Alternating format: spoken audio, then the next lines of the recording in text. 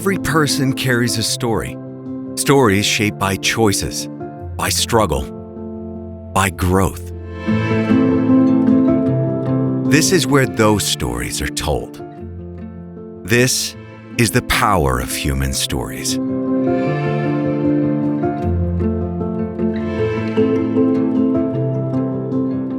All right. Today's guest is Christie Heimbach. Christie is a photographer, entrepreneur, educator, and nonprofit founder whose work has taken several different forms over the years. But storytelling and relationships have remained at the center of all of it. She began her creative life in acting and theater, later worked as an English teacher, and at only 19 years old, co-founded 2 Seconds or Less, a nonprofit serving communities in Zimbabwe through education, agriculture, and entrepreneurship. Today, Christie runs a successful photography business serving couples throughout Pennsylvania, New Jersey, and beyond. Her work is centered on helping people feel comfortable, cared for, and fully themselves during some of the most personal moments in their lives. Christie and I first met during our undergraduate years at Messiah University, where we spent a semester studying and living in Philadelphia. I had the chance to help her with a few early creative projects, including work connected to 2 Seconds or Less, and I've watched from a distance as her life and career have continued to evolve. Christie, thanks for being here. Welcome to the Power of Human Stories. Yeah, thank you for having me. Yeah, so like I just said, I've been kind of following along on social media all these years through the various pivots and turns in your journey, in your personal and career journey. Yeah. But I remember when we first met, I hate to label you, but were you kind of a theater kid? Oh my gosh, you can label me. Yes, 100%. Okay. Yeah, like 100%. There was that group of theater kids that you hung out with, and I think you got involved with some senior student films at the time. Yes. of some of my peers, and then when we were studying in Philadelphia for that one semester, that kind of tight group of people that we all kind of grew closer together. I think we did some cool personal projects. I think we did a music video. We did.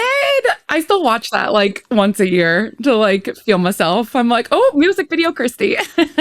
Yeah, and then that brought up like the whole crew together, Mitch, Derek, shout out to those folks, and yeah, we had fun doing that. And then at the time you had been involved in your nonprofit, and I think we shot a little promo video at the time because we were trying to get more practice on our own, on our cameras at the time, and yeah, we were trying to get free labor as 19 and 20-year-olds, so that worked out nicely for both of us. Yeah. So I think it did work out because we're all, our journeys have been different, but I would say you're doing creative things today. I'm still involved in storytelling, and I've never asked you though, like where it all started for you. Usually, every kind of creative person has that childhood moment or a collection of stories where they're like, oh my gosh, I had this growing up, and this is what made me love theater or movies or music. So I just want to just briefly give me a little bit of a rundown of where did this all start for you? Yeah, I did my first play when I was 3 years old. It was like a retelling of Cinderella at a regional theater company, and I was cast as a pumpkin who danced and sang. I was not a stationary pumpkin. I was the brightest pumpkin in the patch, Rolando. So very, very early caught the theater bug. But what I think when I think back on what and who influenced the journey to really dive into that was my grandmother. So my grandmother was an art teacher by profession and an adventurer in every way that you can imagine. And I spent so much of my time doing art projects with her. And she was the one who would take me to theater camps and music camps and art camps and creative writing camps from the time that I was 5 or 6. I remember, it's funny because I feel like as a kid, you are not happy when your parents or your grandparents, like you have piano lessons And they're like, well, you can't quit. And like, well, it's time to practice. And I remember like sobbing during this. There was an art contest that WITF, the radio, held every year, and different age categories. And you got savings bonds, like big savings bonds. Yes, which I have not cashed yet. I might be a millionaire yet. But like a large amount of savings bonds and like art easels and art supplies. And you got to be in a magazine and on TV. And goodness. If you won. And so I was very into that, being a theater kid. But I remember sitting at the table at 6 years old and Mimi just being like, you just need to work a little harder, or not harder, longer. You just need to like finish the project. And I just did not want to finish. And they just encouraged me, like, you just have to finish. And I will never forget we like right up to the deadline, so much that we couldn't mail it in because it was like the day that it was due. And my mom drove me 2 hours to Harrisburg to drop off like the actual art in person. And I won that contest like 6 years from the time I was 6 through the time I was 15. So lots of savings bonds, but that was just always a part of it, was Mimi, my grandmother, coming over and giving me every opportunity possible for a kid that liked theater, music, art. She really, really was like a driving force and an encouragement, and didn't let me give up when I just wanted to relax, which, you know, I'm really appreciative of now. I feel like parenting has leaned a little differently now. Like, don't make your kids into like perfectionist monsters, which now I am, and I don't hate it. So you're a product of a different generation. I think so. Yeah.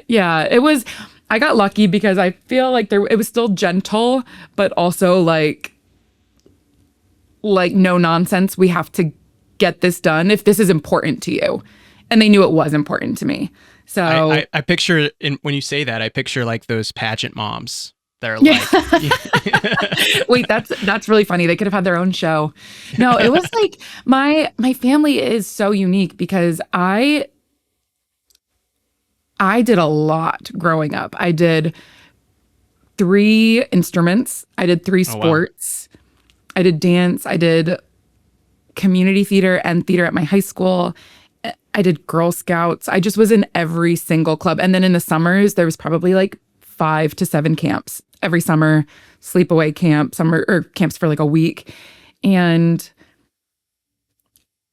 the only thing my parents ever pressured me to do were things that I've already committed to. Like, you have to finish this out. But they were not the kind of parents that, you know, they weren't yelling at the sports games. They weren't like, you know, you need to do XYZ. Like, I never felt success was never pressured. It was like, you really enjoy this and you've committed to this, and like people are relying on you. So let's follow through at least. I think that's kind of rare. Did that cultivate something in you now that in your 30s you can look back and say, oh man, that came from them? Yeah, I've always been self-motivated. I don't know if it's because I'm an only child and there wasn't built-in competition. I'm not really sure how the self-motivation started, but I do remember I think I was a words of affirmation kid, and my parents never withheld words of affirmation. And so I think when I got a little bit, I got greedy and was like, I have to be perfect and like keep giving me the words of affirmation. So there's something about that. Good job. Like, yeah. I'm so proud of you. You know, that I think especially creatives thrive. They need feedback. And hopefully it's not like false feedback, but like it's genuine. Like, wow, I am actually good at this. Someone older and more respected than me sees that, and you take that as like fuel for the next thing. Yeah, I do. I do really believe that. And I also think I was able to make the shift eventually, like words of affirmation based off of my talent and my discipline and like dedication to these things. That ended up shifting in high school to I wanted words of affirmation for the kind of person I was. And I don't know if that helped drive me to be a person that was like really like passionate about helping others or making sure people had a safe space. And so I don't actually know if that started as like a selfish ambition. Like I want to be known as a good person. And whether or not it did start selfish, somewhere along the way, it became like the world's most important thing to me, whether there was any recognition for it or not. But yeah, I think we struggle with that whenever we're moved to do something like for others. Yeah. I think it's in that split second in our inner motivation, our hearts, whatever you want to call it, where if we see a need, why do we respond?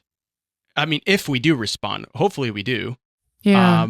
But like, what is motivating us? Are we in front of others? Do we want to be seen as good in front of others, or do we generally want to extend a helping hand to somebody and don't care if it makes us look foolish?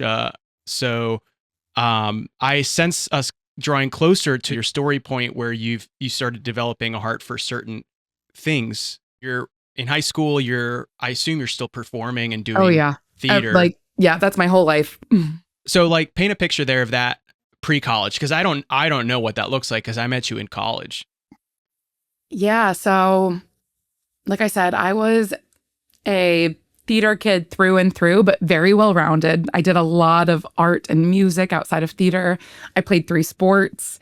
And so I was always, there was a debate, I think, going up through that probably has settled now with like today's generation. But do you want to go wide and be good at a lot of things, or do you want to be like an expert at one thing?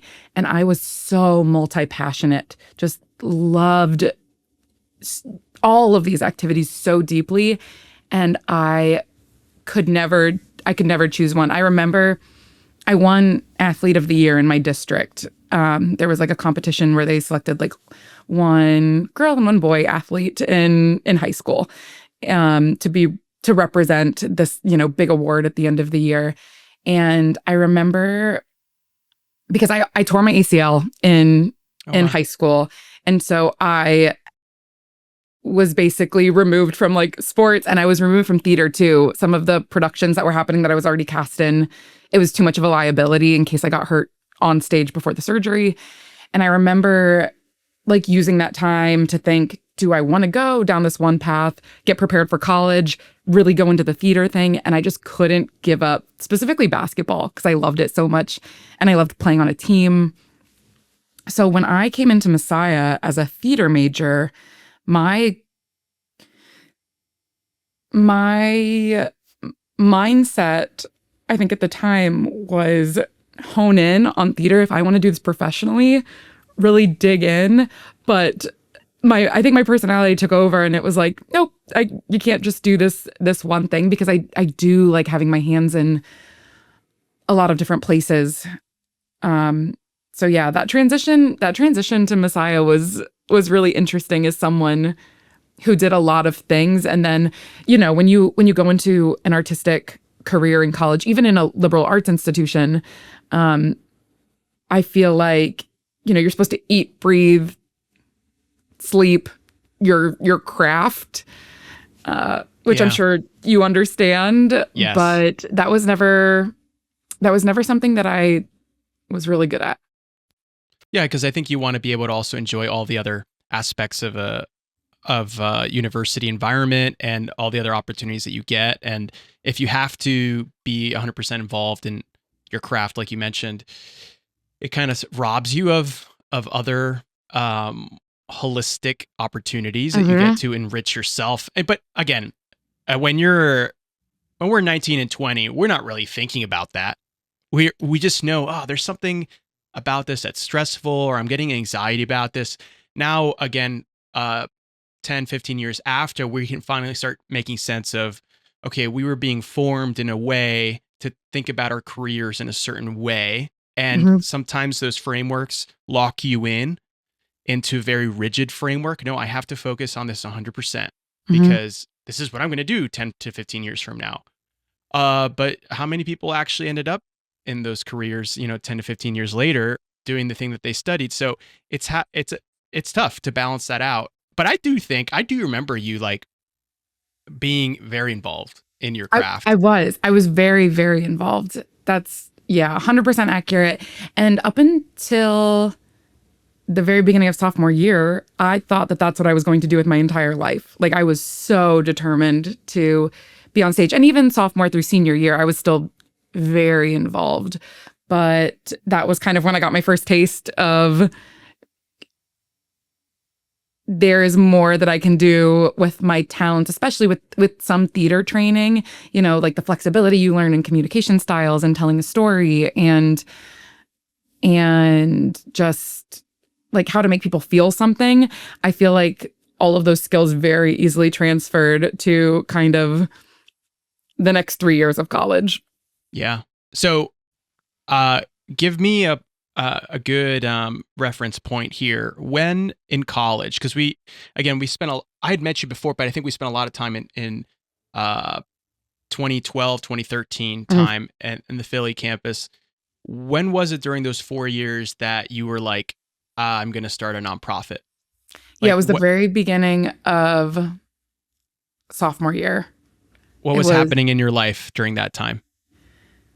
Oh man, I'm doing theater, I'm doing the college experience, and I feel like this usually happens if a child is raised right. Hopefully it happens sooner rather than later.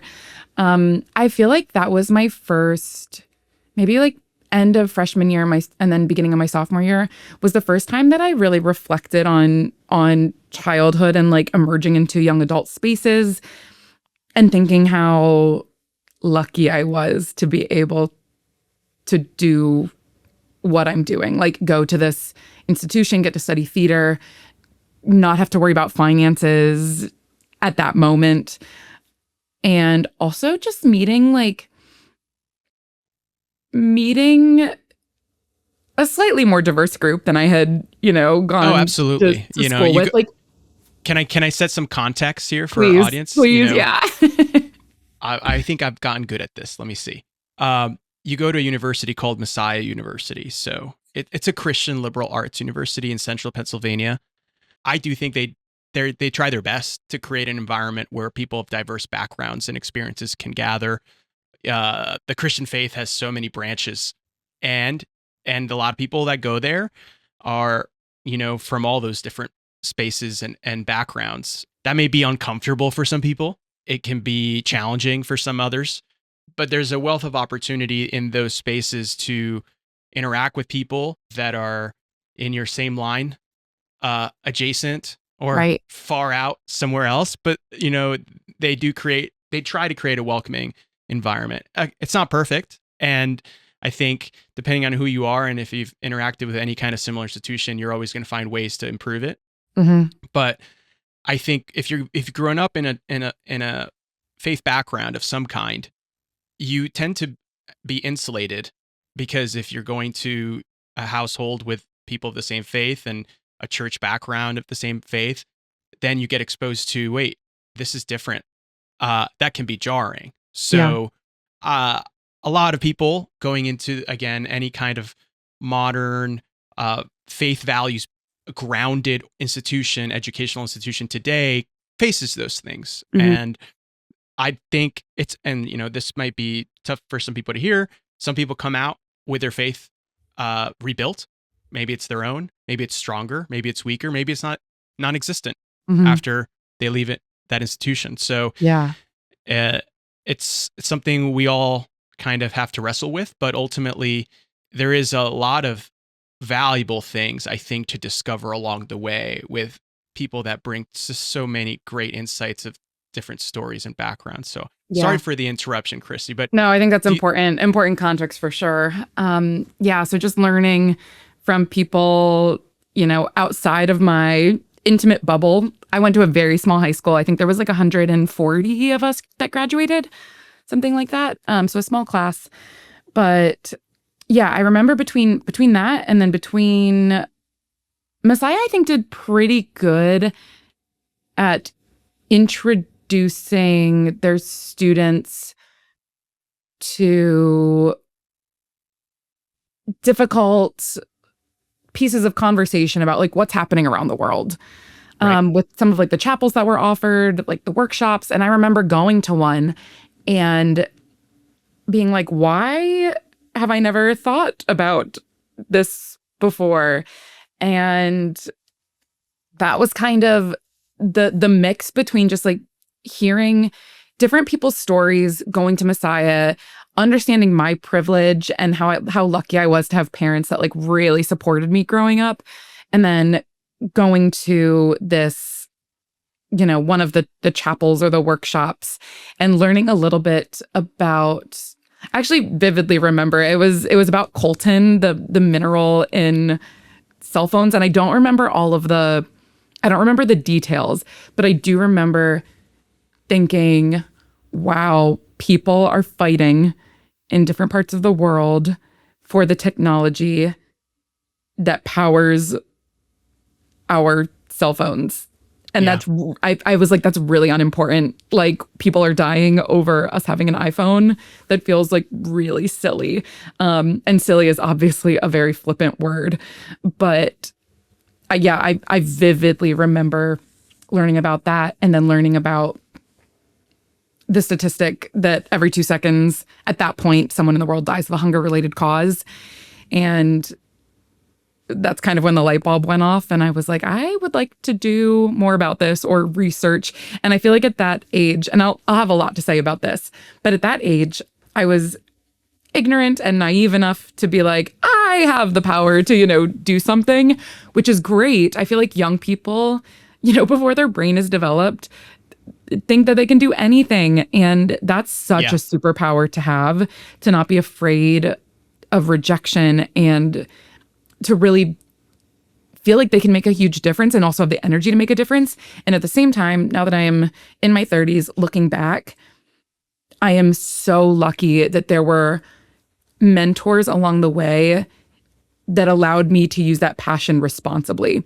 Because I think even in that first few months, the way that we spoke about the nonprofit and what we were passionate about doing, and like very much centering ourselves, like looking back now in my 30s, I'm like, ew, that's gross. Like bad young Christie. But at the same time, there does have to be a balance.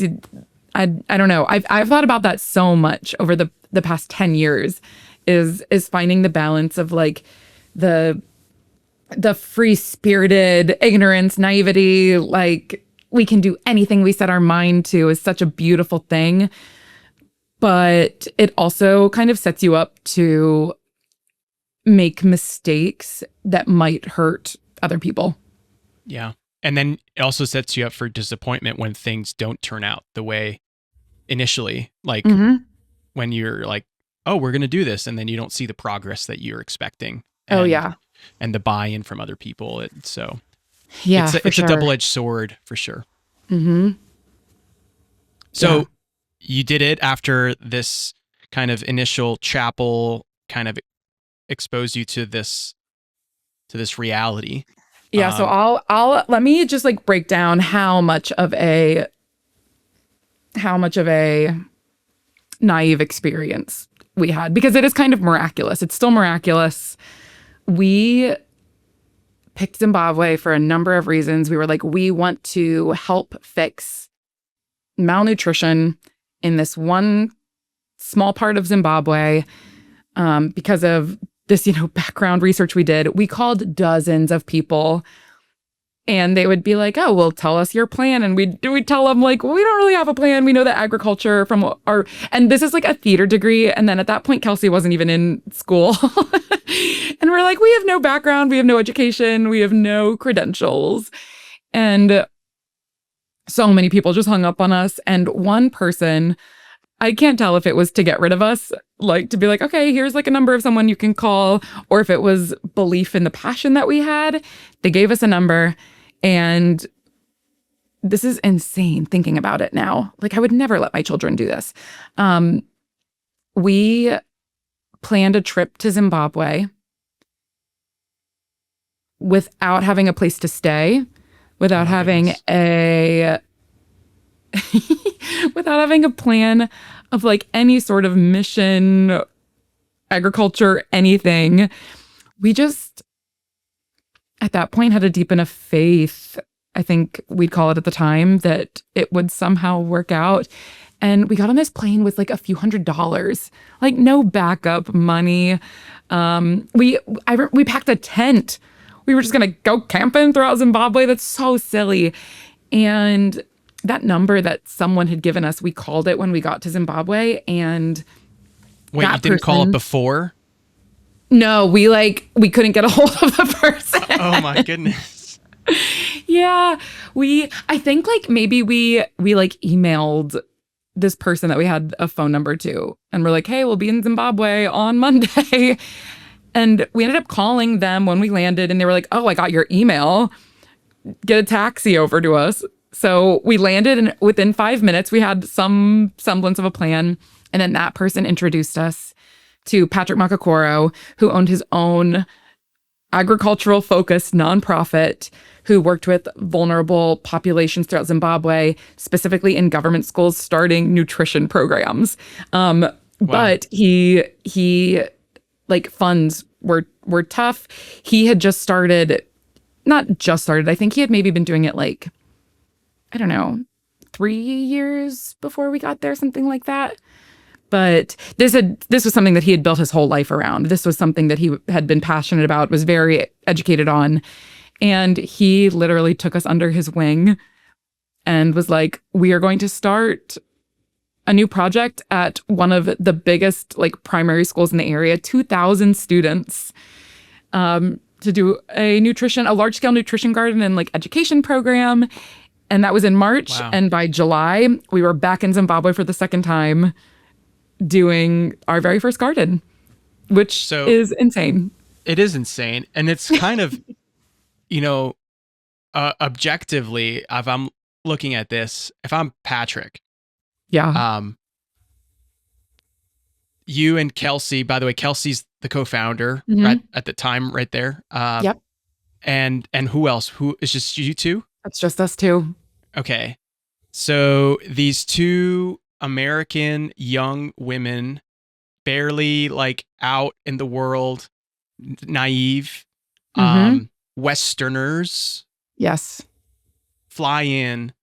And I'm Patrick, and I've been passionate about this my whole life, and embedded in this day to day on the front lines. I'm thinking, what is my reaction to these two Americans that are like wide eyed and like know nothing about this, but they want to help? Like, was it? And I'm looking at this from like the sociological like perspective of, are these like white Christian saviors coming in? And, how did he not just kick us right on out there? I will never know. Or was there like, okay, let's just assume, positive intent here. They want to help. Or how did that actually happen? Like, how did he just embrace the help in such an easy, the way that you described it? Oh, that's such a good question. Well, I do think, and I think my story definitely shifts later on, but at the time, our faith was grounded. Like, we really believed that this was something that we were called to do by our God, at the time. And Patrick was also a Christian. And when we got there and shared stories, he had told us that he had been praying for people in other parts of the world to rise up and actually care about the vulnerable children of Zimbabwe. And he had actually written a blog about this.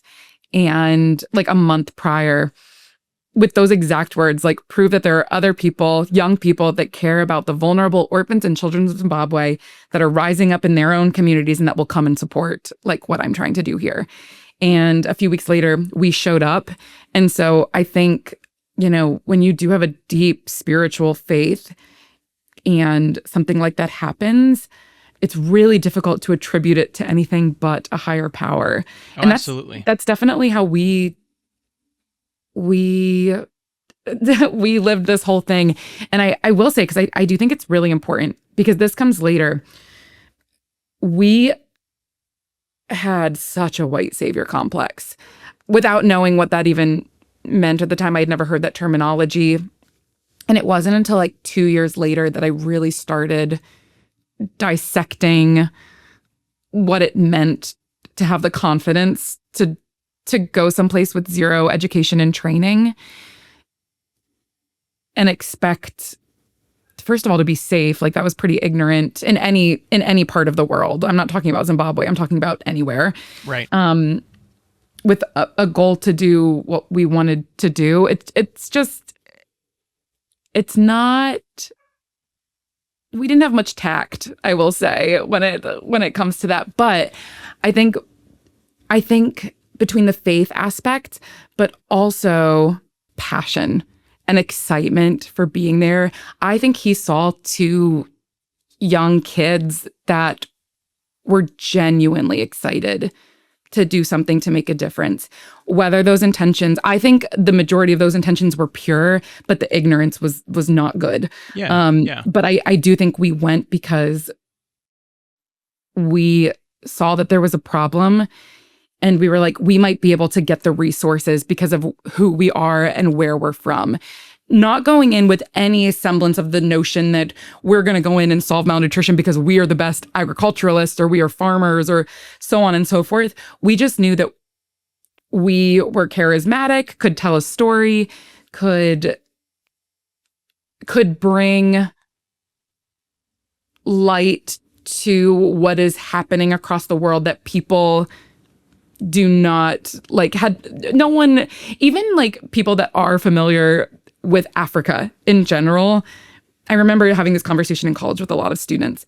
People aren't really talking about Zimbabwe. People are talking about, like the Kenyas and the Ugandas and the Ethiopias. Like, people aren't really talking about Zimbabwe other than the fact that it has one of the wonders of the world, which is Victoria Falls. So Zimbabwe is not high on anyone's radar for having any information, any background information. And I think that was a big part of it, is we don't have the skill set to actually help, but we might have the connections and the passion and the gusto to get people motivated to act here. Yeah. And there is a practicality there of connecting, again, Western resources to Exactly. a need, whether it happened through a very methodical, researched approach or just kind of let's see what happens approach. And so it started with those visits. I do remember when we spoke at the time, you guys were talking about those visits and like, oh, we can't wait to go back. And so if you had to kind of give a summary of the growth of the nonprofit after you guys got involved and went through with it, how did that happen? Did you come back and tell people? Like, how did that go? Yeah. We came back and we shared the story specifically of meeting Patrick and how like, this is a once in a million thing. How is this even possible?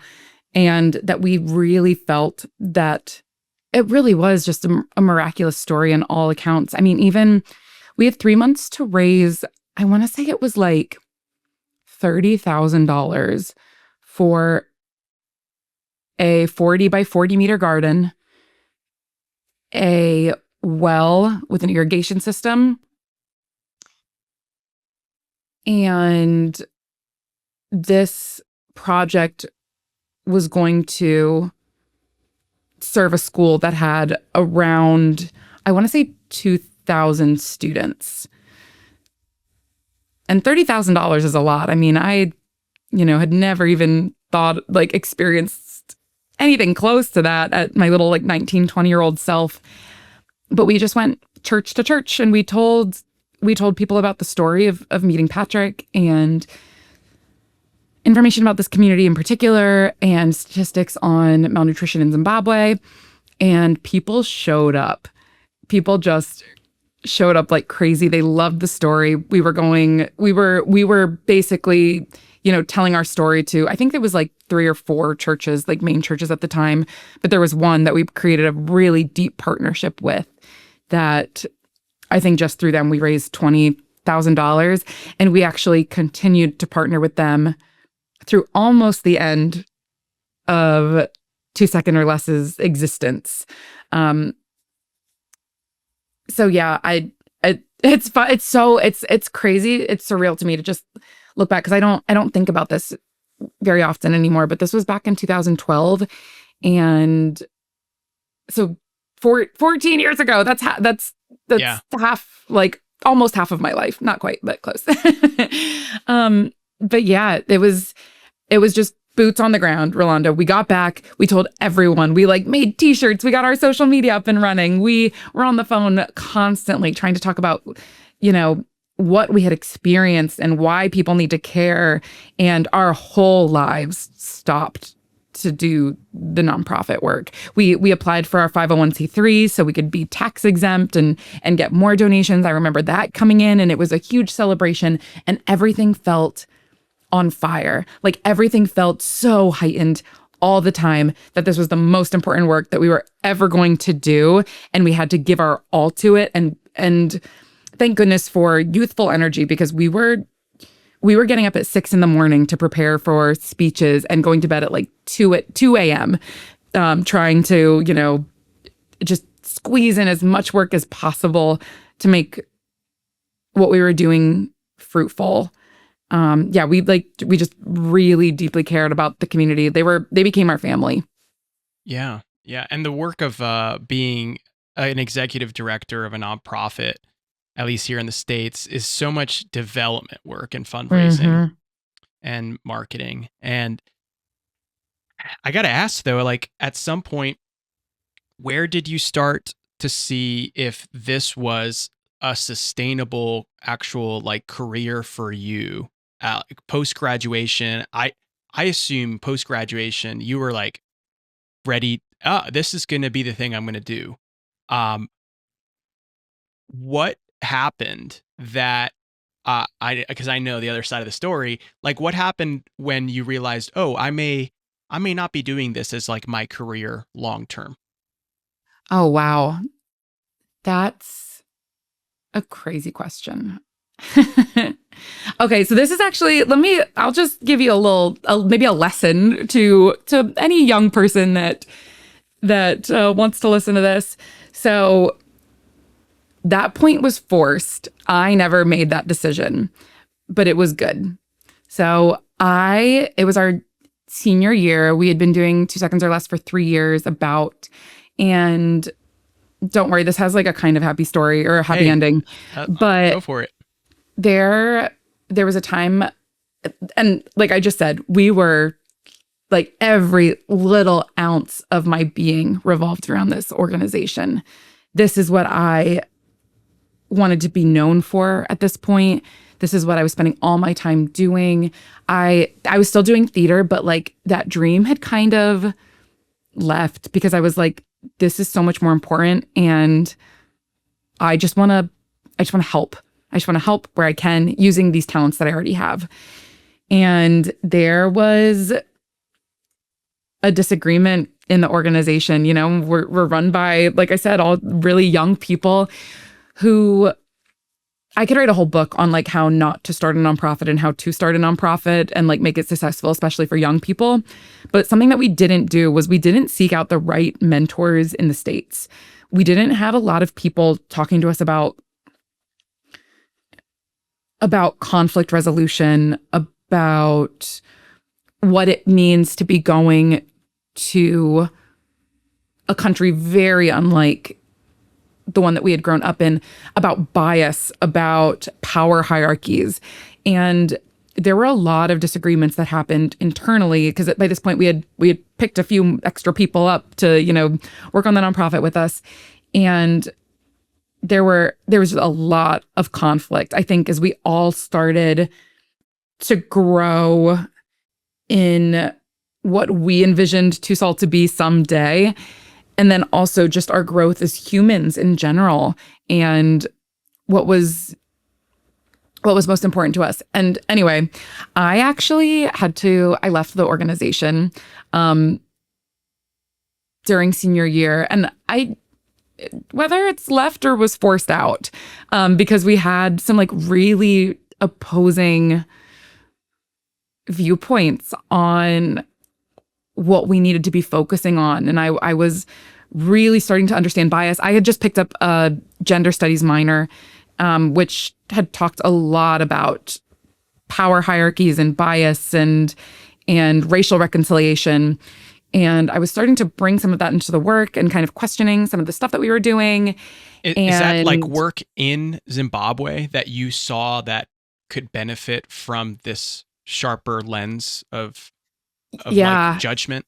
Yeah, I saw that we were going in as white saviors. That was the first time that I had ever like really recognized that. And I probably I probably presented that to the team at a time where it was like most unsafe to present it, like while we were in Zimbabwe. And like it was during an election year in Zimbabwe. And there was already all of these dynamics that were really complex with a Zimbabwean man, a Black Zimbabwean man, because Zimbabwe, they have a really interesting racial history. But a Black Zimbabwean man was housing all of these white Americans doing work that a lot of people feel like the government should be doing and shouldn't be the job of nonprofits. Just very politically, like that is a political statement, and it's a dangerous political statement to make. And I think that we did not have that knowledge, that this was a little absurd, and like we needed to treat it with such care and respect. But we were going in with our own lens. And so without going too deep into the story, I think there were feelings on both ends in Zimbabwe, on our team, with me and the co-founder Kelsey. And it led to us coming back, me needing to separate myself. And I was devastated. Like, I spent my entire senior year just devastated because I had placed my entire identity in 2 seconds or less. That was like who I was as a person. It's all that I wanted to do. And to be honestly forcibly removed from my own nonprofit was, I couldn't even imagine at the time anything worse. But that was a huge lesson in not placing who I am as a human in the work that I do. And that is something that I have carried into every single thing that I do, is that you do the work because of who you are, but the work is not you are not the work. Yeah. There's so much more to you as a person. And that's when I started being like, okay, I have to find this same passion in other work, and I have to do this responsibly for my own mental health. And Teach for America had a recruitment program and had actually heard about 2 seconds or less from some sort of connection. And they reached out directly to me and they were like, we would really like you to interview. We've heard your story about what you've been able to put together. And obviously you have a heart for working with underserved populations, especially when it comes to like education and sustainability. And so I went through an interview process for them, and not to toot my own horn, but that year it was like an 11% acceptance rate of thousands upon thousands of applications. And I got in, and that is what changed my life more than anything in my whole existence, was doing Teach for America and teaching 11th and 12th grade English in this extremely underserved area of North Carolina. Can you explain for the audience like what Teach for America does? Like, what is their mission, and what are their programming encompass? Yeah, that's a great question. So they take young professionals and they put them into underserved schools that might have trouble finding high-performing teachers, not even necessarily high-performing, but teachers with like credentials, or like people are just not applying. So they put these high-performing adults or young adults in other parts of life. They put them in, this is like way too short. I have my thoughts on this, but they put us into a 6-week intensive, and I'm talking like 18 hours a day. Wow. for 6 weeks of teacher training, which anyone who's a teacher, we all know that 6 weeks is not enough. But because they found these, high achieving individuals, it ends up being okay for the most part. And they put them into underserved classrooms. Something that Teach for America was really, really good at was teaching about what I had started to like dabble in my senior year, like really making sure that young people, especially young white people, don't go into classrooms of students that do not look like them and they do more damage, because that is extremely possible with like the lack of resources, the lack of education. And so they focus hard on just the complexities of history and racial dynamics and power hierarchies and microaggressions. And Right. that's where I got most of my training. It was actually like, that was the majority of it. Yeah, we learned to lesson plan and, do classroom management. But that is where my eyes started to be opened up to, oh my gosh, I knew that I was privileged already, but I did not understand the complexities of white privilege and how that has caused me to, or how that has like led my steps in life. And now, after learning about this, how can I use my privilege to do right by people that do not have that privilege? And that, I think, was always in the back of my mind when I was doing 2 seconds or less, but I didn't have the words for it, and I didn't have the education background. And when I was put in this classroom, Teach for America did a pretty good job at setting me up for success, I think. That term privilege carries a lot of baggage in our society today. Yeah. I just want to hear from you. What was an experience that you saw? Describe what was an eye-opening moment for you. There's so many. Okay, I have one, and it's insane. I have hundreds. So first of all, I need to get this out there because it's really important. I think a lot of people think that in underserved areas, they think that the parents don't care or the parents aren't around because of, XYZ. I found that to be the furthest thing from the truth. Parents cared deeply about their children, but they did not have the access or the resources to support them to like the best versions of themselves. They were just doing what they could do. But when you have to work 3 jobs, or when, the oldest has to be home because you have 3 more kids that need like a slightly, older child support. Same with even transportation. Like you have 1 car, but people need to get here, and here. And this student is riding 2 hours on the bus every day because it's a rural location. It's an access issue. So I need to make that perfectly clear because it is not a parent love issue at all. So my experience in North Carolina was really interesting because the county that I worked in was once the richest county in North Carolina because of slavery. So the discrepancies that you see there with like financial wellness, healthcare, education, it is all very obvious that it is systemic. One just super poignant example that made me really look into privilege or like understand, wow, this is nuts, was my first year teaching. And even though it was a really rural area, there was a lot of gang violence, and 2 of my students came home to find their father killed in the lawn. Like the bus pulled up to their house, and the dad was just there. So if you can already imagine, Wow. Incredibly traumatic situation. And I talked to the parent, the mom, and the school.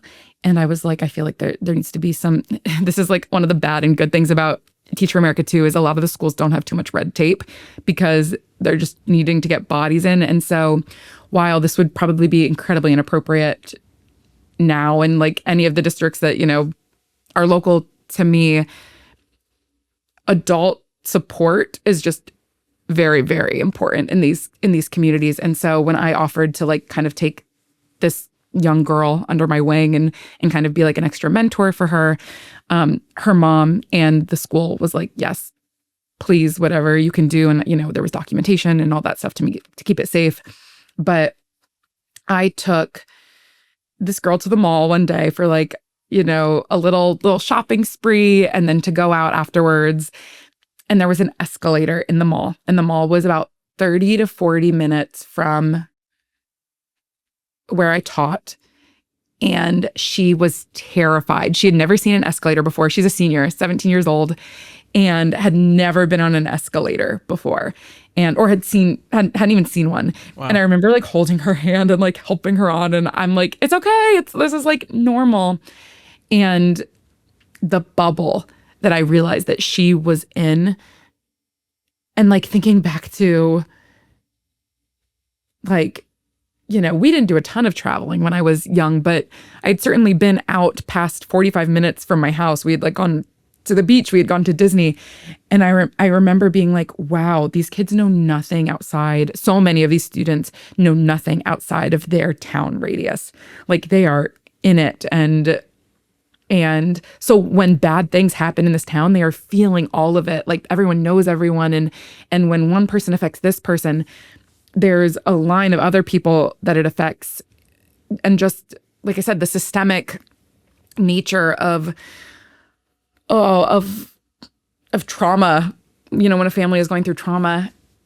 And so, yeah, that was like, I have dozens and dozens of stories of just like traumatic situations, students being incredibly resilient and like pulling themselves out of those, going on to, get their associates or their bachelor's or going into the workforce, which is really cool. But something that I did when I was in Teach for America, when I saw that, I was like, oh, I wish that these kids could know that there is so much more outside of their bubble. And then I was thinking about all of my experiences in Zimbabwe and like the privilege of education all over the world. And this is a crazy story. This is one of my favorite stories from Teach for America. I put up a like teachers, not a teachers pay teachers. There's a fundraising site, I forget what it's called right now, where you can ask for like donations to your classroom. And I was like, I'm going to take these students abroad to see something like bigger than themselves and take them across the world. And, I still was bright-eyed. And the owner of the LA Rams saw my request, and I had done this big video and shared a story of this student, of the escalator story is what I called it. And he sent us like $18,000 to take like, I think it was 6 or 8 students abroad that year. And so I ended up taking, yeah, I did. Wow. Where'd you go? We went to England, Ireland, and Wales. Wow. What a different change of context for the kids. Yeah, very different. And part of their thing was to like come back and, talk to people just about life outside of their bubble. A lot of the students loved the county that they lived in. And I wasn't trying to get anyone to say that this is a terrible county or anything like that. It was a resilient and family-oriented place to be that just suffered a really tragic history. And, Teach for America is also a little bit of a part of the problem because I did my stint, and while they hope that people stay, a lot of times it's not. Like mental health is really difficult, and stamina and building a life there when you're not from there and being so far away from your friends and family. And I left after my contract, my like 2-year contract ended. And so, yeah, it's difficult. There's like a lot of nuances because you go in, you make some cool changes, you make some deep bonds. Like I still talk to a lot of my students today. They still call me for advice and, will invite me to their weddings, which is really cool. But like, I was also part of the problem because I came as, a white person, did some lessons, and then eventually left. I eventually left. So, I do preach and practice sustainability and have learned that I have to do things a lot more sustainably to protect my state of mind if I want to continue doing this work. Because I found out with 2 Seconds or Less, and then I found out with Teach for America, I am the biggest empath in the world, and I will like drive myself into the ground to help these communities, or to just like not even, I don't like the word help, but to like support these communities in doing what they know that they already need to do, to be an extra force for good for them, or an extra encouraging word, or to give them some extra resources. But my personality goes too hard, too fast. And then I get burnt out really easily. So that's something that I've also really learned throughout that process. Yeah, that's fair. I think that's the problem with any cause-based work in this world, whether that's faith-driven work, social-driven work, any humanitarian work. You have to operate from a place of like overflow, or else over time you just burn out, because being faced with, like, I can't imagine like that picture you painted of the bus arriving to the front of that home. Yeah. I mean, if I was the bus driver, like, I see it, and then I see these kids, and I have to take that work back to me, back to my own home and my family. And then if you're the teacher in the classroom dealing with these kids that have just lost their parent in an ultra traumatic way, and how do you decide to invest in them, knowing that you can only pour what you have, and then if, like what you said, you get too close and your contract's up, it's like heartbreaking to walk away from that. I think it's not meant to be perfect, with the imperfections that we have in the world of limited resources. It's like, you have to believe that something is better than nothing, even if it comes layered with all of the sociological complexities of, again, you being a privileged teacher coming into an area that's under-resourced, and they probably have seen other people come and go before you. Oh yeah, and they tested me because of that. They knew that people do come and go so easily, and like maybe even a little flippantly, and a lot of people break their contracts early because it is tough work. And the first 6 months that I was there, they, to put it a little extra, they were a little torturous. Like they were like really wanted to try to break me. But the second that they realized that they couldn't, and I was there for the long haul, like at least, until XYZ was done, and that I really loved them. Like I was going to do my best for them, and I was going to hold high expectations for them. That's when that transition really happened. Like I really do believe when kids feel like when they can see that you deeply care, everything changes, no matter how difficult the circumstances are. Yeah, absolutely. And I have to tie this now with that statement to your current life today, where you you're in your second marriage, and you you have stepchildren. Yeah. And I don't know how much they tested you in those initial stages, but it just made me think about that. Like, you have to earn that loyalty, that trust, that love. You do. Yeah. I think in any way. And I think even for I wouldn't say my husband made me like earn his love, but he came into our relationship. We both did, like, with a lot of baggage and traumatic experiences, and walked very lightly at first, because I think we were both like, we can't handle any more sad. Like, and at this point I had actually, so we met in grad school for our master's at Penn. And I had recently I had been called back to 2 Seconds or Less. Like, they had asked me to come back after a few years. And And I was taking the nonprofit in an entirely different direction. I was working as a project manager for an organization. And then I was trying to build my photography business at the same time. So all of these crazy things were happening, grad school and 3 jobs. Wow. And then all of a sudden I was, starting at the very end of grad school, I was starting maybe this new relationship, and the idea of potentially having stepchildren in the future was now something that was on my mind. So that is a big mental load. All of those things at once. And considering, we didn't process this, but if you don't mind me asking, you had already processed the pivot of the first relationship not going to plan. Yeah. And so honestly, that was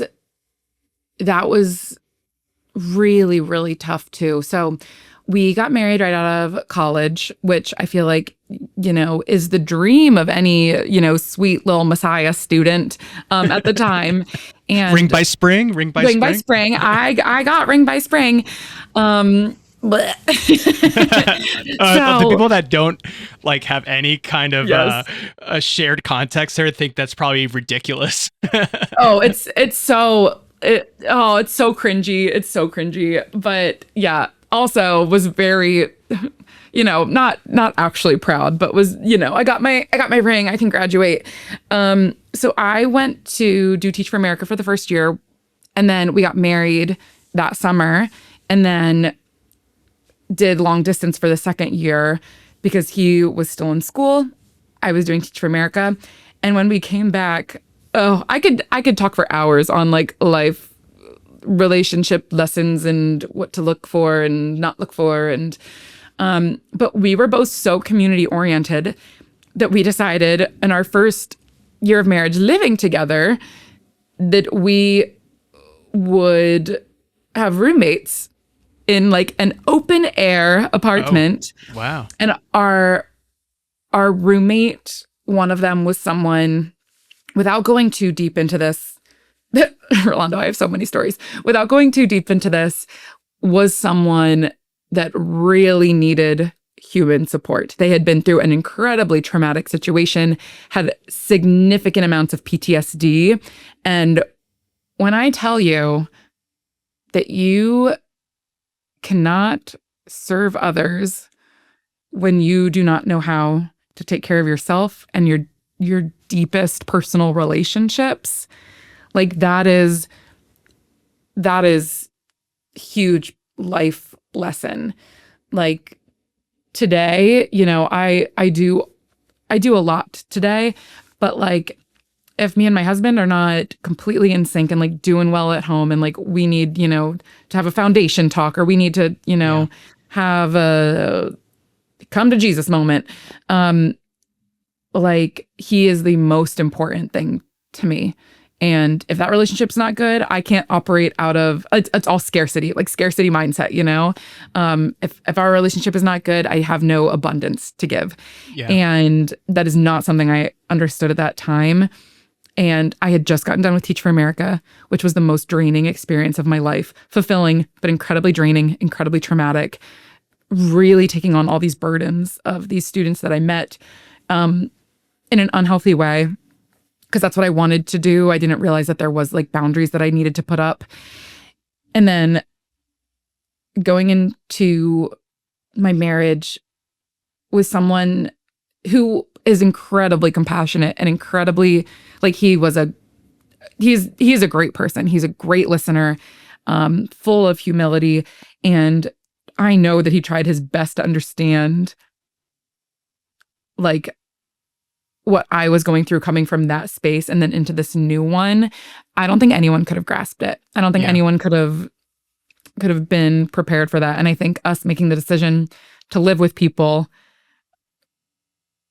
and try to serve them before really serving each other and getting this better foundation of our relationship, that really took us downhill. And I think too, because we got married so young, we hadn't talked about too much about kids and how he really saw them in his future. I really didn't see them in my future.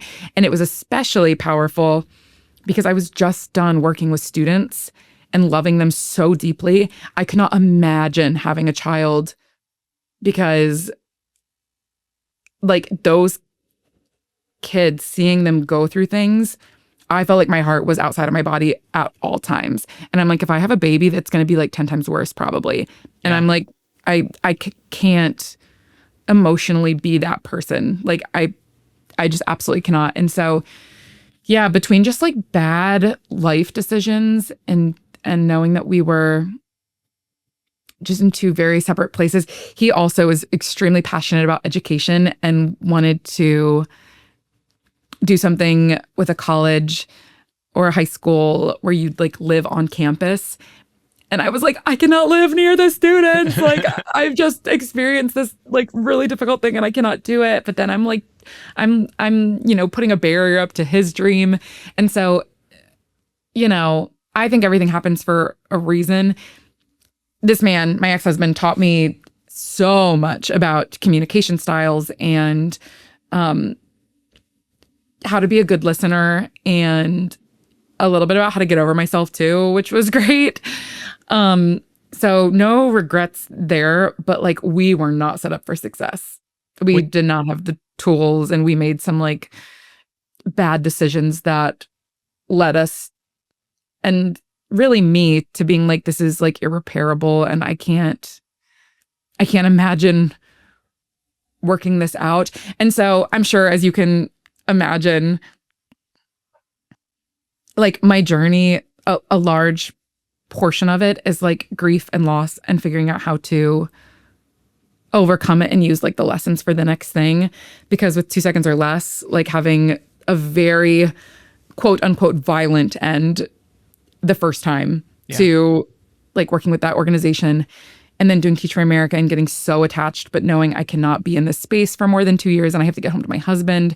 But like when your heart has been in it 24/7 for 2 years and then leaving, that is a totally different kind of grief. And then you come back and you try to do marriage. And at the time I was working for an organization that ended up being like incredibly abusive. I was doing some education with first generation college students, and that was a terrible experience. And again, I was fighting for the students and making decisions that I still to this day think were the right decisions, but really butting heads with that leadership. And then I'm like, oh, let me start grad school and the divorce is here. Like it was just grief after grief after grief and trying to think like there has to be a reason that all of this is happening. And I have to be like, what are the lessons here? I have to learn something from this. I have to. And even if like to just try to make it mean something. And I think that's a little, I don't think that difficult situations come your way to teach you things always. I think sometimes things just suck, to be like really blunt, but I am the kind of person that I'm like, a lot of these things dying are because things were so good. Or like I cared about them so much. I cared about 2 seconds or less so much. I cared about my students so much. I cared about this man so much. And like doing right by every single person, that failure was so traumatic to me because it wasn't just hurting me. I felt like it was hurting dozens of other people, which again, back to the empath thing, was really terrible. What changed in your path that allowed you to become aware of that need to turn some of that heart energy, that passion inward for you to take care of yourself so that you wouldn't walk into another one of those circumstances where you poured yourself too much into something else that also died? Yeah, this is a sad story. Oh, I'm sorry.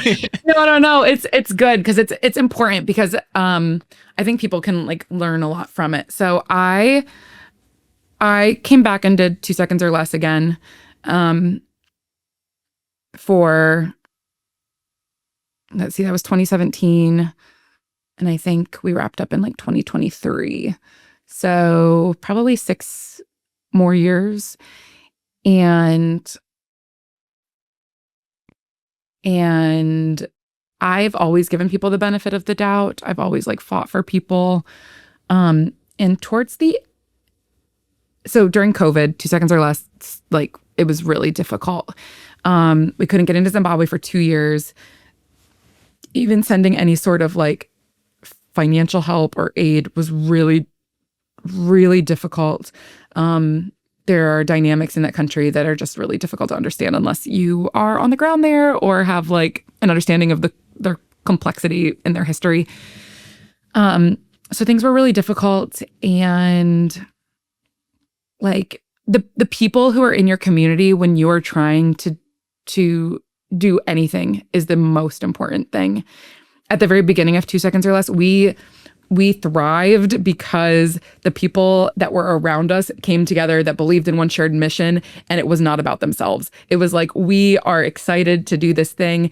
There was so much free labor from so many students and all these churches that came in and were like, we like want to help and we are supportive. And so I had always found myself surrounded by people that I thought were the best people to be around, that had the same goals and mission as me. And I think as I've gotten older, I've learned that there needs to be a healthy dose of skepticism, which is extremely unlike my character. So when you ask like if I've learned this yet, no, absolutely not. Maybe this is not how maybe a better word is a positive word on that is discernment, maybe. Discernment. Yes. But maybe it is skepticism, because I, as a people person, like I don't like hearing that, but maybe I need to hear that I need to be a little bit more. I think discernment is an incredible word that I get more and more of every year, and I still don't have it. Like all of these things have to happen, and it is because I really do see the best in people. But at this point, I know that if my discernment or judgment is off in some of these areas of my life, it affects everything else. It is now affecting my husband. It'll affect my children. Like who I surround myself with doing these things is everything. And so when did I first really start acknowledging that? And when did I need to turn more inward and be like, you need to make this a priority for when you are doing projects? And this is for like hiring. This is for, volunteering. Anyone that you bring into your space, especially now, like in our 30s, time is so sacred. Mm-hmm. And so when I think about how I want to spend my time, I want to be surrounded by people that inspire me and that make me a better person and that hold the same values that I do. So, graduated 2014 from undergrad, and then did Teacher America through the end of 2016. And then beginning of 2017, I was back in 2 seconds or less and trying to work on my first marriage. By middle of 2018, I was deep in grad school. It was a 1-year executive program, and we were getting divorced in November of 2018.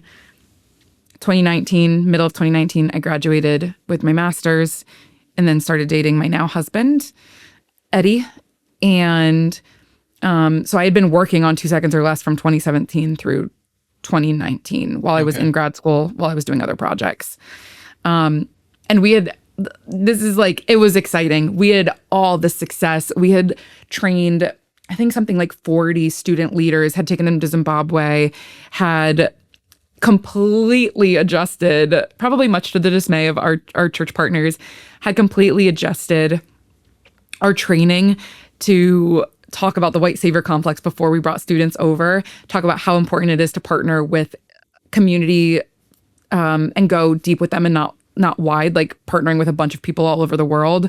We were like, this is one community that we're going really deep with. And this is something when you are looking to do any sort of work overseas, that should be like the foundation, that this is like an ongoing project, there's sustainability, and that the leaders of the project should be on the ground.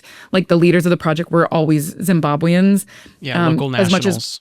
Exactly.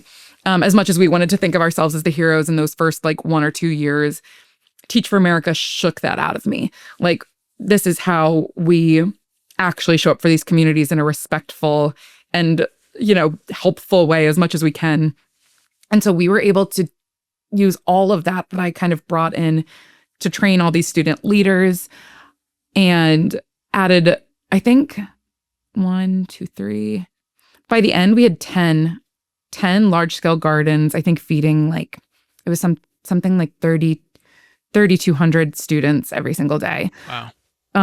So these years, 2017 through 2020, were significant and exciting, and just really fruitful, especially with all of this, this knowledge that, and imperfect, obviously, but I had come back with a fire for doing things the right way. 2020, COVID happens. It's really difficult to continue the mission that we had always had.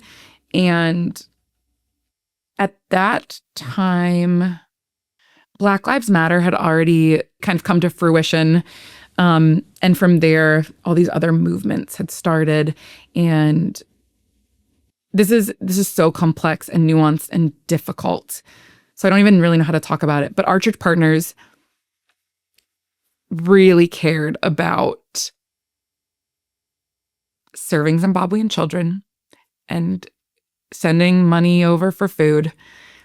But when I started to post about Black Lives Matter in the current political climate in the United States, we started losing a lot of our support. And even though I would post mostly as myself and not as the leader of 2 Seconds or Less, everyone at this point, associates the two.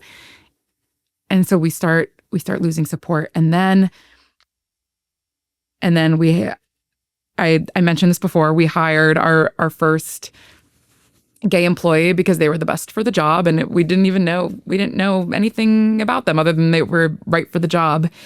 And when our churches found out that we had hired a gay employee, we lost $50,000 of sponsorships in 1 year.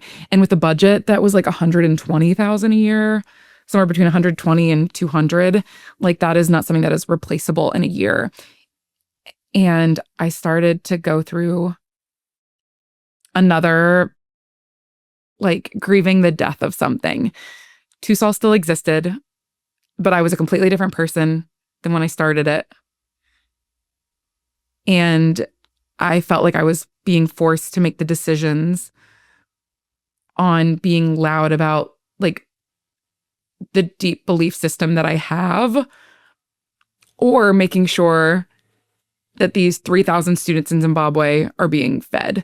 So I was shocked and I was heartbroken when the people that had literally been my biggest supporters and my closest allies, when I saw that they did not actually see the world the same way as me, and that there was a very strict barrier as to who we were going to support.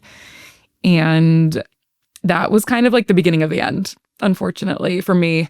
In 2021, trying to reconcile continuing an organization that existed because of the generosity of the donors, but the donors were not on the same page as me at all. And that also, life lesson here, when you're making a brand, making it about yourself is sometimes okay and good and what people want to see.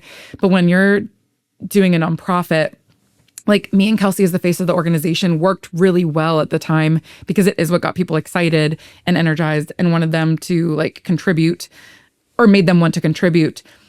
But as the organization grew, it needed to outgrow us being the face, and we were never able to overcome that hump because we always were the face. And so if I were to do it all over again, I think, while the storytelling might still be about two crazy girls who got on a plane to Zimbabwe, I think that it would need to center more on things that will outlast. That lack of funding cause the organization to shut its doors? Yeah, so for like the next 2 years, I did everything I could to keep it going. And so I talked to the board about hiring a new CEO and that I would step onto the board to, be kind of a little bit of a guiding force. But we needed a new executive director. We needed someone that had more fundraising experience, that could get more money in and create more diverse revenue streams. So this is the part 2 of the really sad story. We found someone that was so charismatic and her resume was so stacked, and like she seemed incredible. And I did not have the right discernment, Rolando. And the board hired her and brought her on. I don't actually think I've ever really talked about this publicly to anyone other than like the board knows this, but the real reason 2 Seconds or Less shut down is because we hired a new executive director. We started the transition process. She was perfect on paper and didn't do one thing. And after that, we didn't have any resources left to find someone new. And I didn't have like the stamina to build it back up. So it was like avalanche after avalanche after avalanche. And so that was another like really, really hard lesson on discernment. Mm-hmm. And I don't want to become hardened. I'm a very soft person in general, like to the world. I like feel everything and I soak everything in, and I don't want to be hardened to humanity, even though I feel like it's really easy to do that when you are an empath and you're feeling everything so deeply and like it feels like the world is in shambles. And so I like every day have like a little mini practice where I'm like, Christie, protect yourself, protect others, and like, let's not be hard to the world, even though it's difficult when your heart's been like ripped out by people that you've so deeply trusted. But I'm working on that. So during this time, you're dating your now husband. Is he experiencing this all along with you? Yeah. So the best thing about my husband is he is relentlessly optimistic. He is so much youthfulness in his heart. Like he is, and he's the best person I know. He is, this is fun, a little fun, quirky fact. He's a professional magician. Oh my goodness, I didn't know that. And has owned his own business for like 30 years. He's been doing magic since he was like 10. He's a very accomplished magician in the area, and he's also a middle school STEM teacher, and also very accomplished in that part of his life. But the fact that he like really understood entrepreneurship and the highs and the lows and the gives and the takes and the late evenings and the early mornings, that was huge for both of us, because we came into this relationship knowing that we put each other first, but our schedule's going to look a little different. Like we have to work at making sure that, we stay centered in each other. But also with him being so joyful and optimistic and we can solve anything, these things didn't faze him. And I also think that there was a level of like admiration. He was really excited to see someone doing anything that they were really passionate about, that they would, work incredibly hard for. And he's told me a lot of times that like my discipline and my passion and my desire to be in community with people and serve them however I can, I think that's something that he always like really admired about me. And so because those are his favorite things about me, he wants to do everything that he can do to make me feel supported in doing what I need to do. And so I've never felt any time period in our, 7 or so year relationship where like he did not carry some of the mental load with me, Like he really takes on a lot of my burdens and makes sure that I am like feeling the very best that I can to conquer the day. He's my biggest cheerleader. You would love him. He's such a sweetie. Like he's I had a magic phase over him. Like I had a magic phase as a teenager. I remember some No way. some tricks, you know. If I met him, I'd be like, okay, show me what you got, you know. Yep. That's it's nice to hear that even though you went through, my goodness, a lot of just pivots and grief and loss, that you found your person now who's helping you, giving you the fuel to make it through. How has this whole background, we've hardly talked about your photography. Yeah. You know, you're pouring out your heart about like all these amazing causes you've been a part of, but you've also been impacting your local community, and friendships and people that know you. A lot of people know you as, yes, 2 seconds or less, Christie, but a lot, I would say more today, know you as Christie Heimbach, the professional photographer who's like hard to book because she's always busy. So how has the photography business behind, you know, the scenes given you a place to explore your creativity and become a source of positivity and along this whole journey for you? That's a great question. So first of all, let me say I still struggle with this every day because of the do-gooderness that is like inherent. A lot of times I wake up and I'm like, I'm not doing enough. Photography is not changing the world. And well, first of all, my husband is always like, that is dumb. And you are helping people feel comfortable on what could be one of the most stressful days of their lives. You're also helping people feel like beautiful and worthy and see themselves in a light that they might have not have seen themselves, giving them the confidence to, you know, blossom and be their most true, authentic selves, so on and so forth. So my husband tells me that all the time. So I don't actually think that it's not a worthy profession. But then on top of that, the thing that has really gotten me to recognize that this is equally as valiant, you know, I don't know if that's the right word, but important, significant, is the amount of times that I've captured people and the most true versions of themselves that have then passed away. Oh. And there are these documented moments where grandma, who never smiles, like she was, you know, frowning in this picture, but I was able to say something that I knew would loosen her up. And now we have this stunning picture of grandma, and this was the photo that was used for grandma's obituary a year later. And there has been dozens of stories like that. Like, thank you for taking the last photo of all of us together, or thank you for documenting this person in a way that showcased his personality, that we can show everyone and remember him for exactly who he was, and like filled with personality and light and love. And weddings are like the perfect setting to do that, because I'm primarily weddings. I do weddings for the majority of my business for photography. And I feel like people, you know, show up to weddings and you expect it to be, you know, the happiest days of your life, especially if you're on the outside. Like, you're coming in knowing that this is like a big, happy celebration. There's so much nuance in weddings. Like, you think about the bride that has lost her dad in the last year and all of the emotions that she must be feeling going into this day.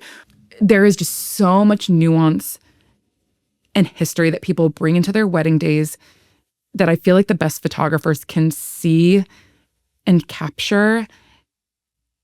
And those stories live on through those memories and through those photographs. As a wedding photographer, you're kind of not allowed to have a bad day. You know, there are very few professions that I think are like that.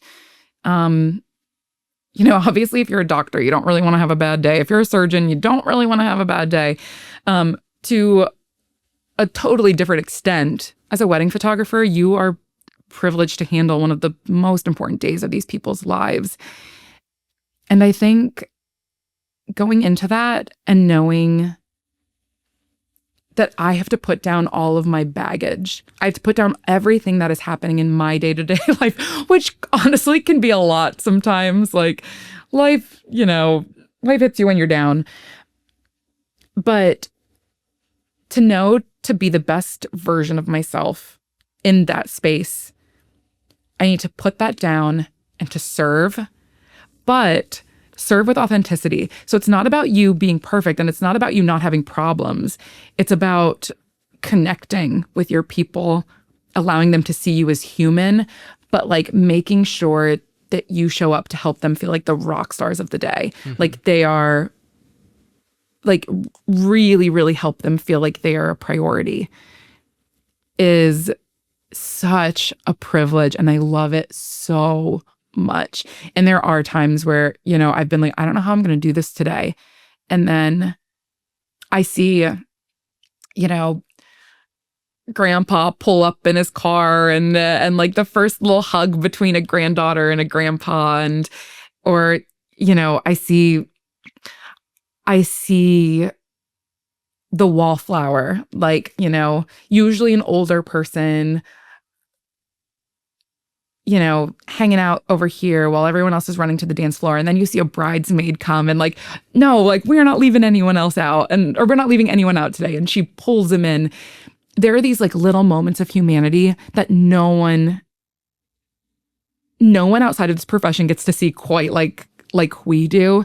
And it is so cool. And so while it has taught me to compartmentalize all the stuff that I'm going through, it also has showed me that the things that I am going through are often not as significant as I make them out to be. They often feel heavy and difficult and challenging, and they are those things. But like really what it comes back to is like moments of truth within humanity and like finding connection and being there for others. And, even in the hardest times, getting to witness that day after day after day and being a part of like serving others so they can also feel that and see that for years to come is so special.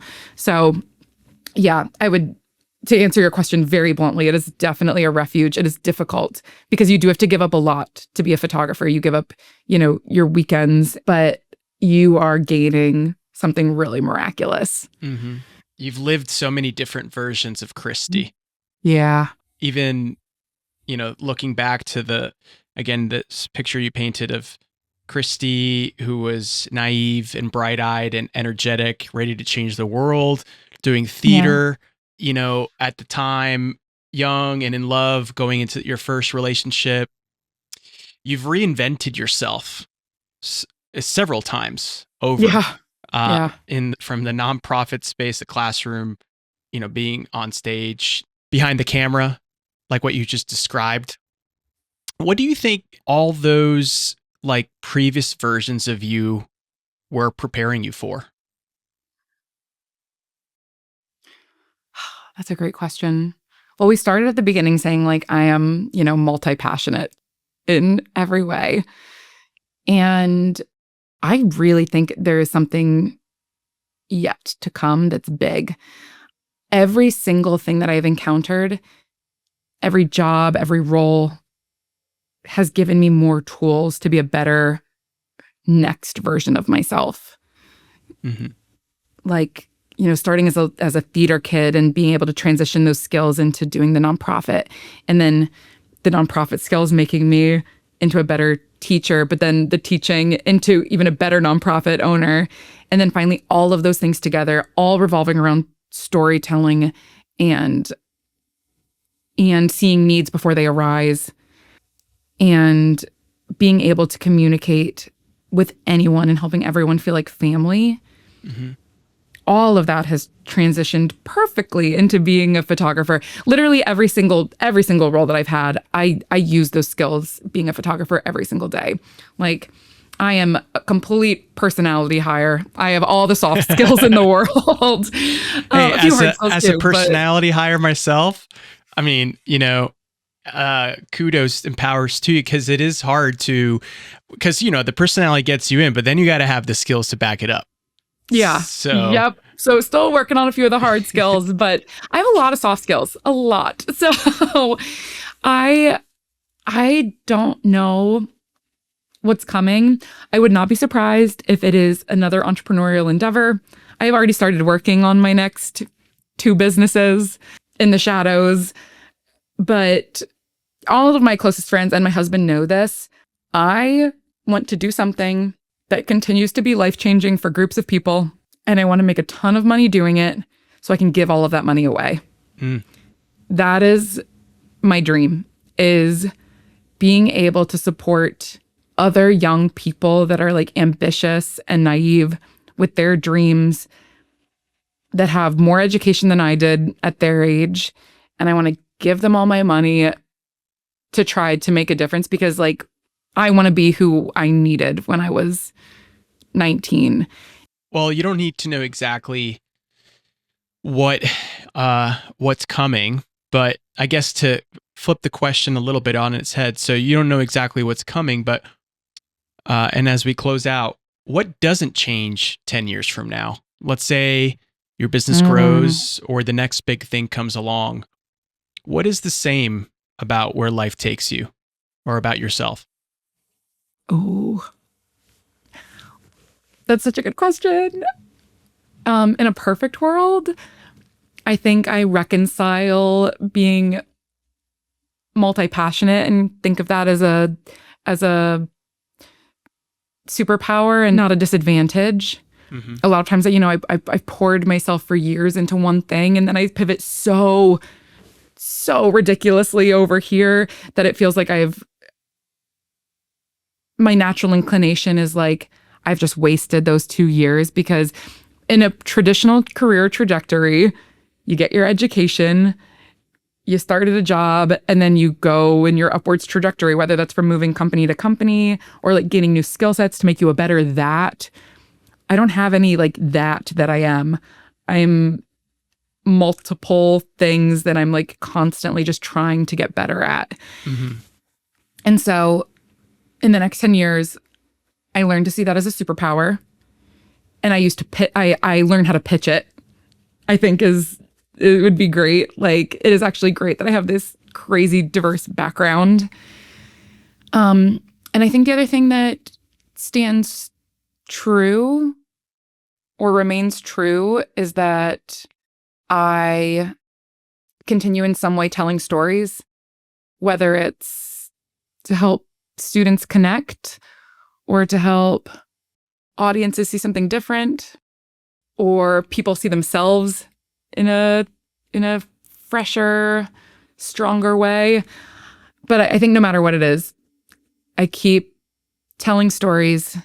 And I also think the final thing is I continue going back to the knowledge, if I want to be healthy, that like I have a lot of passions, that I care deeply about these things, but I am like a worthy individual, human person, friend, wife, stepmom, outside of just the things that I'm choosing to do. And I want to live life that way. Like, I want to pour into my friends. I want to pour into my husband. I want to, be the best stepmom that I possibly can be. And usually what prevents those things is being burnt out from working too hard. That's the eternal dilemma of creative, passionate people, is learning where to pour that passion into. And sometimes it is the people around us. Other times it's the projects, and it's just having the wisdom and discernment in the season of life that you're in. You got to water the soil, the grass you want to keep alive. And navigating those decisions is tough. But I think it sounds to me like in this season of life, back to what you mentioned before, you are surrounded by the right people. I am. And the right community that will support you and help you figure that out. So just one of the things I appreciate about, your story and conversations like this is just really seeing there's a lot of threads that run through the very different seasons of your life. I think personally, we all have those, maybe sometimes not as with the highest peaks, like you mentioned, and the lowest valleys, like you mentioned. The work will change, our roles during those seasons change. I think our expectations and whether they are not met that changes too. But ultimately, it's like those deeper values and instincts that shift and grow that stay with us through all of it. And Yeah. I could definitely sense that in your story. And there's a lot more left, even though sometimes in our mid-30s, we feel the age creeping up and the days are getting a little longer and stressful.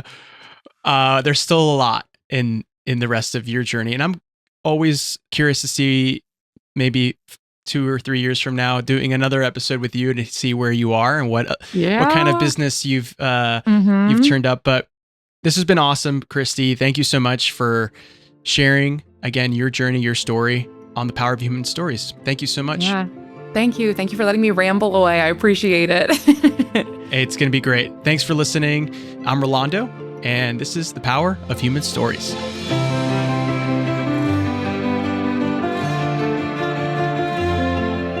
You've been listening to The Power of Human Stories.